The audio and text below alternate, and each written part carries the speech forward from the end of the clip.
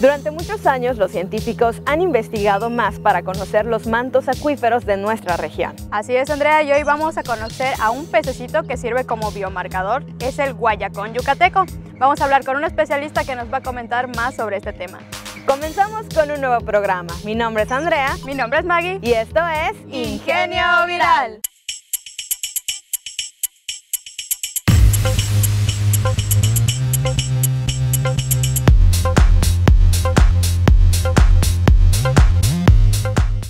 Hola, mi nombre es Gabriela Rodríguez Fuentes, soy ecotoxicóloga, quiere decir que me encargo de evaluar el efecto de los contaminantes en los organismos acuáticos, soy ingeniera ambiental, egresada del Instituto Politécnico Nacional, con maestría y doctorado en ciencias marinas por el Cinvestav Unidad Mérida. Tengo ya prácticamente 15 años trabajando con determinar el efecto de diferentes estresores químicos y de otro tipo en organismos acuáticos. Generalmente me he dedicado a la evaluación del efecto de plaguicidas en peces bajo diferentes características que tienen que ver con diferentes condiciones de salinidad de agua, temperatura. Y también he trabajado con especies marinas, como puede ser pulpo, langosta, alguna vez con camarones. Y ha sido también enfocado en determinar el efecto de diferentes estresores. Las líneas de investigación que actualmente tenemos en el laboratorio tienen que ver con la determinación de biomarcadores de estrés oxidante. Estos estresores pueden ser químicos, como es cualquier contaminante que se nos ocurra en algún momento, como también cuestiones que tienen que ver con estresores físicos, como puede ser la temperatura, la radiación, etc.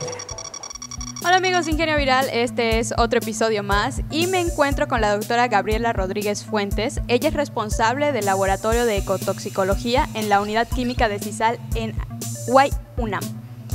Y nos va a comentar sobre el guayacón yucateco como bioindicador de contaminación en cenotes de Yucatán.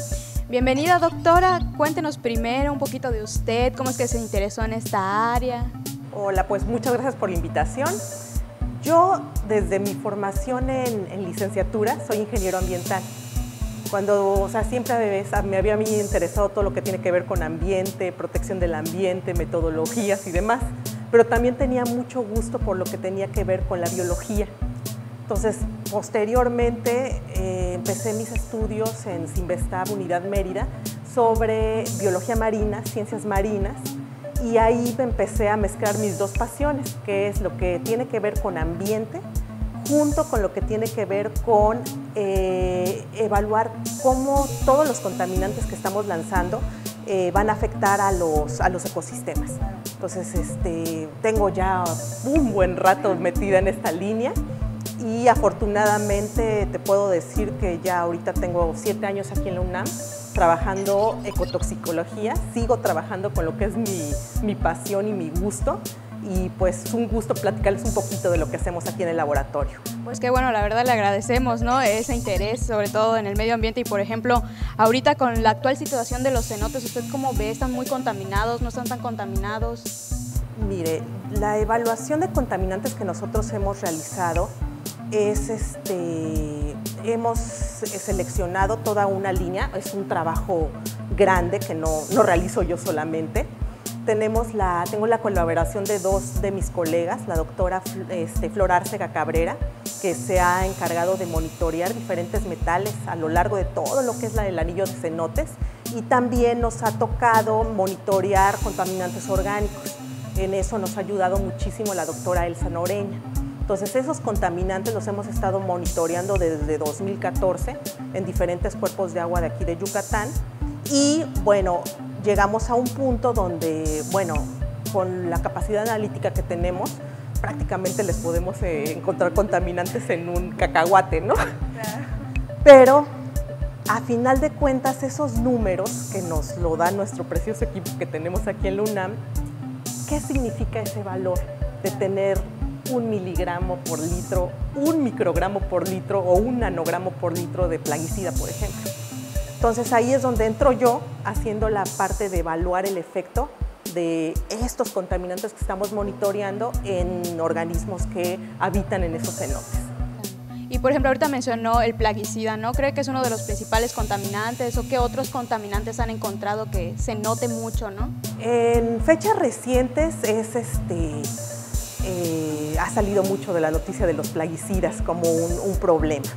De hecho, el gobierno del estado ha puesto mucho énfasis a partir de reportes de algunos de nuestros colegas de la UADY sobre este aspecto. Nosotros en realidad los valores que hemos encontrado no han sido tan dramáticos. Sin embargo, ya hay algunos cenotes donde regularmente estamos midiendo la presencia de estos plaguicidas. Entonces, las concentraciones a lo mejor todavía no alcanzan un nivel muy crítico, muy alto, pero sí podríamos empezar a tener que esté apareciendo a cada rato ciertos contaminantes que son de uso restringido, nos da información de que algo no está funcionando. Claro, esa tan bien. frecuencia, ¿no? La que está terrible. Y bueno, hemos estado mencionando igual lo de la ecotoxicología, que es usted a lo que se dedica, ¿no? Pero que, ¿no? O sea, escuchamos y decimos, bueno, suena un poco a ecología y un poco tóxico. Ecotoxicología es una línea dentro de la toxicología que se encarga de ver el efecto de los contaminantes en los organismos. Entonces, si irremediablemente a la hora que nosotros botamos un producto químico al ambiente, se va a repartir en diferentes zonas, puede estar en el aire, puede estar en el agua, puede estar en el sedimento, puede estar en el suelo, y en ese ir y venir puede estar en contacto con organismos. Una vez que entra con los organismos, puede entrar ese contaminante. Dependiendo de qué tanto entra dentro del organismo, es que nosotros vamos a tener una serie de efectos que nosotros podemos medir desde nivel expresión genética hasta empezar a ver si hay problemas, por ejemplo, ya en una caída de una población. El ecosistema, ¿no? El ecosistema, o sea, cualquiera de los parámetros que tiene que ver con medir cómo está la diversidad y el número de elementos en un ecosistema, o también ver si tenemos afectado dentro de un organismo algunos aspectos que tienen que ver con fisiología, algunas enzimas, alguna expresión de un gen, y que eso nos dé información de qué está pasando. Ya veo, es muy interesante, ¿no? Y bueno, ahorita mencionó indicadores y todo, ¿no? ¿Cuál es la diferencia entre un indicador y un bioindicador? Mira, nosotros el término de bioindicador en ecotoxicología se utiliza para determinar una especie en la que nosotros vamos a centrarnos para ver el efecto de todo lo demás que estamos midiendo de algunos contaminantes. Lo que mencionaba ahorita, ¿no? Por ejemplo, la parte fisiológica, la parte de genes. Exactamente, nosotros seleccionamos, en mi caso, tengo años trabajando con peces, me siento cómoda trabajando con peces, entonces mis bioindicadores generalmente son peces. Pero también se pueden hacer estudios de ecotoxicología con macroinvertebrados, con bacterias, con comunidades de hongos, etcétera, etcétera. Pero el bioindicador es la especie que uno va a seleccionar para utilizarla para ver el efecto de los contaminantes.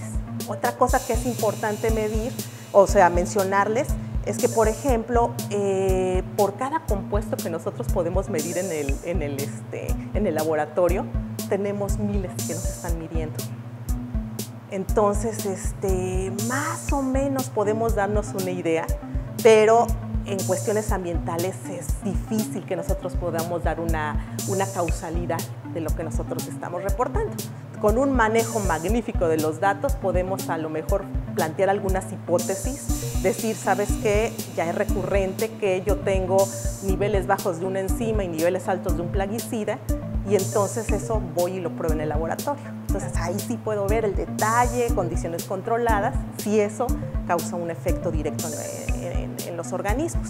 Pero en el ambiente nos conformamos con poder ver cómo se mueven estos biomarcadores, se le llama biomarcador, dentro del bioindicador que vamos a medir.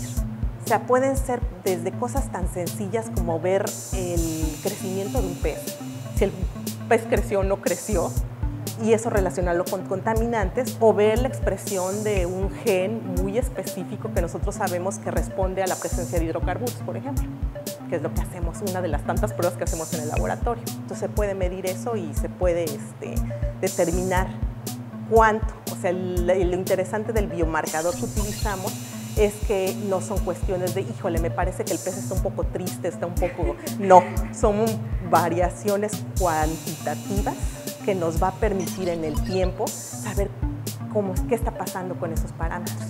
Doctora, ¿qué le parece si vamos a un corte y ahorita nos habla sobre qué indicador, ¿no? ¿Qué bioindicador usted utiliza? Perfecto, ¿no? por mucho Así que amigos, gusto. quédense con nosotros, estamos en Ingenio Viral.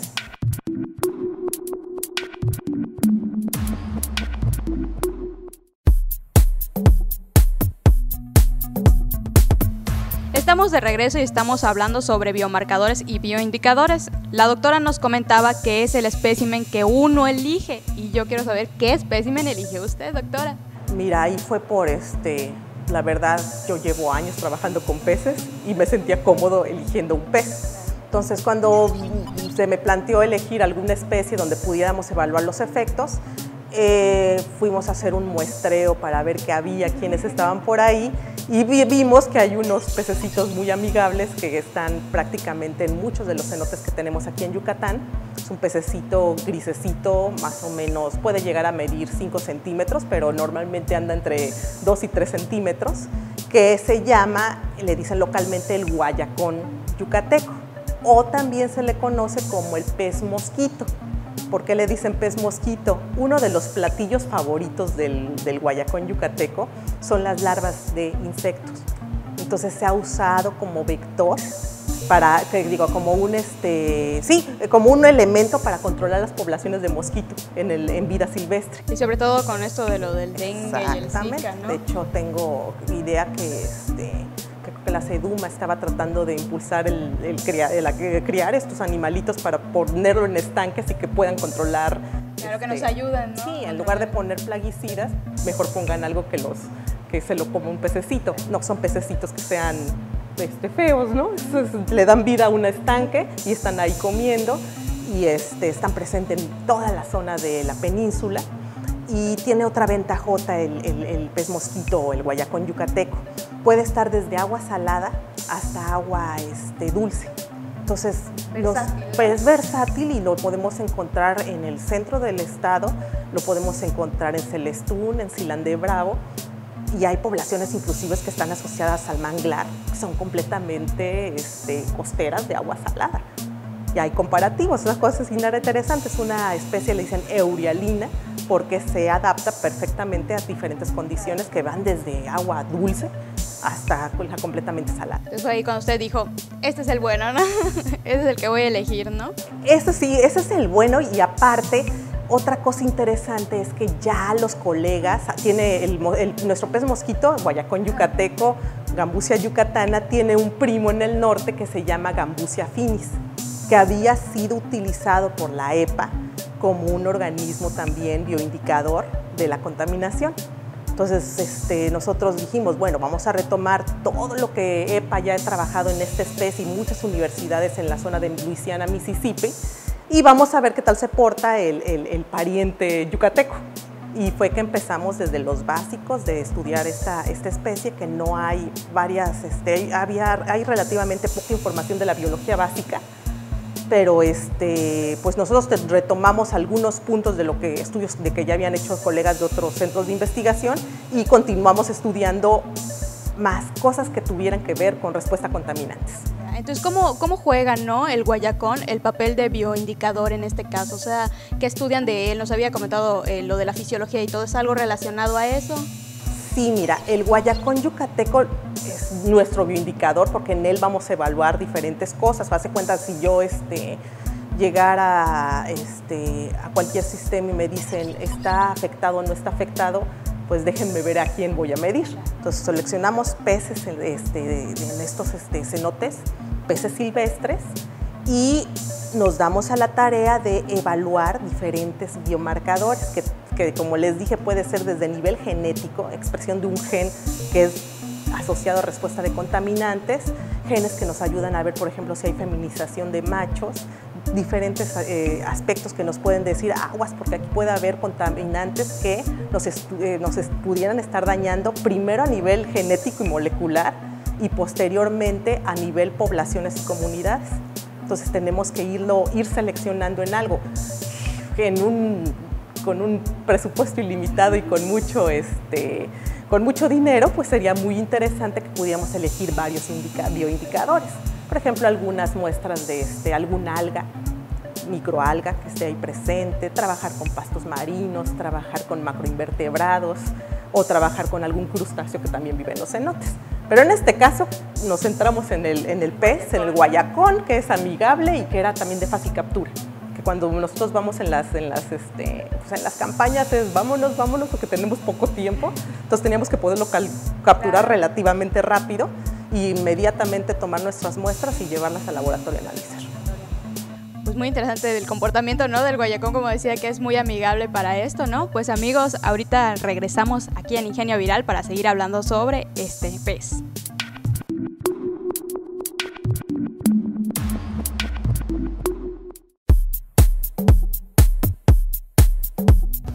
Estamos de regreso en este bloque más, estamos con la doctora Gabriela. Ella nos comentaba que usa el guayacón como bioindicador para su investigación, para que detecten la contaminación, y yo quiero saber cuáles son los resultados que han tenido hasta ahora. Mira, afortunadamente les puedo decir que los efectos que hemos determinado en esta especie de pez son mínimos. Todavía estaríamos en una etapa de semáforo verde, semáforo ligeramente amarillo en algunos cenotes. Lo que sí nos ha llamado la atención, por ejemplo, es el efecto en algunas enzimas que tienen que ver con neurotoxicidad, con la presencia de plaguicidas, que estamos viendo sobre todo en la parte sur del estado. Entonces ahí hemos estado viendo algunas, los niveles todavía no son dramáticamente altos, que nos permitan decir que la especie está en mucho riesgo, pero han sido recurrentes estas mediciones. Entonces quiere decir que algo está pasando y tenemos que seguir midiendo en estas zonas. Otra cosa que nos ha llamado mucho la atención es la presencia de expresión de un gen que tiene que ver con la síntesis de una proteína en los huevos. La expresión de este gen es muy ligado a las hembras, y si lo vemos expresado en nuestras muestras en machos o en organismos muy juveniles, muy pequeñitos, esto nos da idea de que podemos tener, a lo mejor, es una respuesta a una alteración endocrina. ¿Qué quiere decir esto? Y en específico a la presencia de estrógeno. O sea, para que se sintetice el gen que medimos, que se llama vitelogenina, necesitamos medir, normalmente para que se inicie esta respuesta, tuvo que tener estrógeno. Las hembras tienen estrógeno, pero tanto machos como juveniles las concentraciones son muy bajitas y no deberían de estar. Muchas veces o es prácticamente cero la expresión de estos genes. A veces hay un poquito, pero generalmente estamos en cero. ¿Por qué? Porque no necesitan producir esa proteína. Si la estamos viendo, y hemos tenido ya reportes de 2012, 2014, 2016, en la zona, esta es en la zona donde está la zona ganadera, que es en la zona norte, es noreste del estado, y probablemente esto con lo que hemos estado midiendo no tenemos una respuesta clara de qué está pasando, pero por la presencia de ranchos estamos suponiendo que probablemente las excretas de las vacas están metiendo productos que se llaman genoestrógenos al agua. ¿Qué quiere decir? A la hora que la vaca come sobre todo soya u otros granos, vienen fitoestrógenos, que a la hora que si no se utilizan, la vaca los va a excretar en las heces o en la orina, y si no hay un tratamiento de estas excretas, pueden llegar hasta Entonces, son fitoestrógenos o subproductos de fitoestrógenos, pero a la hora que entran al organismo, el organismo dice, entró estrógeno, voy a producir lo que tengo que producir. Y pues eso en machos es una alteración. Y esta alteración puede irse en cascada a producir efectos a nivel poblacional y luego a las comunidades. Por ejemplo, ahorita que mencionó, ¿no?, lo del excreta y todo esto y que llega, me gustaría saber cuáles son las principales causas, ¿no?, de contaminación, más que nada cómo llegan hasta allá, ¿no? Entonces, ¿se filtran por el subsuelo? Y, por ejemplo, ¿qué acciones se pueden tomar? Sí, Mira, aquí el problema de nuestro bonito Yucatán es que estamos en una zona que es kárstica. ¿Esto qué quiere decir? Que tenemos suelos muy delgaditos y posteriormente mucha piedra caliza. La piedra caliza es como si tuviéramos una esponja, tiene mucha porosidad. Y a la hora que los contaminantes vienen mezclados en el agua por efecto de, por ejemplo, cuando llueve, del suelo, del suelo pasan a lo que es la parte de la roca caliza, y de ahí pues algunos sí les va a gustar quedarse asociados a la roca caliza, pero otros no. Si no les gusta, van a seguir su camino hasta donde encuentren más agua. Claro, así como el colador, ¿no? Algunos se quedan ahí, pero otros pasan. Siempre. ¿Cuándo vamos a tener un problema grave? O sea, no es eterno el número de lugares donde podemos detener contaminantes en la piedra caliza. Y hay unos que de plano ni siquiera se detienen, escurren completamente. Entonces, ¿qué está pasando? Si lo estamos viendo en cenotes, quiere decir que o fue una introducción del contaminante de forma directa porque, por ejemplo, alguien se metió a nadar y se orinó en el cenote, o alguien tiró basura en el cenote, o de forma indirecta viene de la zona agrícola o ganadera todo esto que escurre a la hora que llueve, y esos compuestos están cayendo ahí. Entonces tenemos que seguir, estamos tratando nosotros aquí en el laboratorio de la Unidad de Química de CISAL de medir más contaminantes, no nada más plaguicidas y compuestos e hidrocarburos. Estamos tratando de hacer más compuestos. Ahorita tenemos interés, por ejemplo, en productos farmacéuticos y de cuidado personal, por ejemplo, los bloqueadores solares, que esos ingresan. Muy popular, ¿no? Muy popular, esos entran, sobre todo ahorita que vienen vacaciones, se entra mucho pues en los cenotes, la gente se embarra y se puede a nadar y ahí los dejó. Claro, y hay que ver eso. ¿No? Por ejemplo, si hay alguien muy interesado, ¿no?, en colaborar con esta investigación, que le apasiona igual tanto el medio ambiente como los ecosistemas, ¿qué podría estudiar? ¿Cómo se podría involucrar, no? Pues miren, aquí en el laboratorio nosotros recibimos estudiantes, hemos tenido estudiantes desde el nivel bachillerato trabajando con nosotros, y hemos tenido estudiantes de licenciaturas en bioquímica, en ingeniería ambiental, en biología, prácticamente de tecnológico de Tizimín, tecnológico de Mérida, tecnológico de Concal, de la UADY, también de la misma universidad, vienen de diferentes campus de CU a estudiar con nosotros, y pues nosotros aquí los recibimos. Dependiendo de una entrevista inicial que tengo yo con los estudiantes, vemos qué le interesa. A mí, por ejemplo, yo siempre he sido fan de los plaguicidas, entonces me gusta mucho trabajar con plaguicidas, pero puede llegar algún compañerito, algún alumno que diga, ¿sabe qué? Yo quiero trabajar con aspirina, con diclofenaco, con otro tipo de compuestos. Y aquí les armamos un plan de trabajo para que a ellos nos ayuden a hacer nuestra investigación. Aquí los capacitamos de cero casi siempre, y posteriormente les damos la oportunidad de que se gradúen con estos trabajos. Muchos de ellos, la mayoría de mis estudiantes, salen por lo menos con una publicación. O sea, tenemos alumnos de licenciatura que al término de que ya tienen su grado, ya tienen 1 o 2 publicaciones. Entonces eso les ayuda a ellos si se van a querer dedicar a academia o van a querer seguir sus estudios a maestrías y doctorados, pues aquí se les va diciendo. Si se quedan conmigo son muy bien recibidos, pero si no, aquí mismo, viendo los intereses de los estudiantes, los canalizamos a que se vayan con los mejores. Pues muchísimas gracias, doctora, por participar en este programa. Ahí lo tienen, amigos, anímense. Y esto fue Ingenio Viral. Maggie, como pudiste ver en este programa, gracias a un pececito podemos saber si un manto acuífero está contaminado o no. Y esto es muy importante porque genera más información acerca del cuidado del medio ambiente y conciencia en toda la sociedad. Así es, y si te gustan estos temas, no se te olvide seguirnos en nuestras redes sociales. Estamos en Facebook, Twitter, Instagram y nuestro canal de YouTube. También no olvides ver nuestro programa todos los lunes a las 4:30 de la tarde por Canal 13 Visión y escucharnos todos los sábados a las 11:30 de la mañana por el 96.9 Los 40 Mérida. Mi nombre es Andrea. Mi nombre es Maggie. Y esto es Ingenio Viral.